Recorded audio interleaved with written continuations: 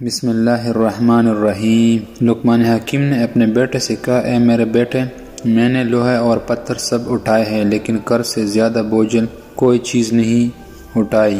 میں نے پاکیزہ چیزیں کھائی ہیں اور اچھے حالات بھی دیکھے ہیں، لیکن عافیت، آزمائش سے دوری سے زیادہ لذیذ چیز نہیں پائی، اور لوگوں کی طرف اپنی ضرورت لے جانے سے زیادہ طلح کسی کو نہیں پایا۔ اے بیٹے، جو کہتا ہے وہ جھوٹ بولتا ہے کہ برائی کو ختم کرتا ہے، اگر وہ اپنے اس قول میں سچا ہے تو وہ 2 مقامات پر آگ جلا کر دیکھے کہ آیا ایک جگہ سے دوسری جگہ آگ بجھانے میں کس قدر مدد کرتی ہیں۔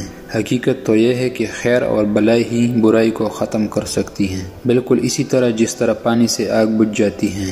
اے بیٹے، اگر کسی کو دوست بنانا چاہتے تو اسے دوست بنانے سے قبل اپنے غصہ دلا، اگر وہ غصے میں عدل کا رویہ اختیار کرے تو پھر اسے دوست بنا، ورنہ دوستی سے گریز کر۔ سفر میں اپنے سواری پر اعتماد نہ کر، جب منزل قریب آ جائے تو اس سواری سے اتر جا۔ شب کی آغاز میں سفر نہ کر، سفر میں اپنے ساتھ تلوار، جوتے، حمامہ کپڑے، پانی، سویا، دھاگا اور چینی وغیرہ رکھ۔ اپنی سفر کا ہمدم اور ساتھی بن جا، سوائے اس صورت کے کہ جب وہ کوئی گناہ کا کام کرے۔ لقمان حکیم نے اپنے بیٹے سے کہا، نافہم عورتوں پر کبھی بھروسہ نہ کرو، کیونکہ وہ تمہیں نقصان کے سوا کچھ نہ دے گی۔ حضرت لقمان حکیم نے اپنے بیٹے سے فرمایا، حاسدین کی 3 علامتیں ہیں۔ نمبر 1، پیٹ پیچھے لوگوں کی غیبت کرتا ہے۔ نمبر 2، ان کے ساتھ چاپلوسی کرتا ہے۔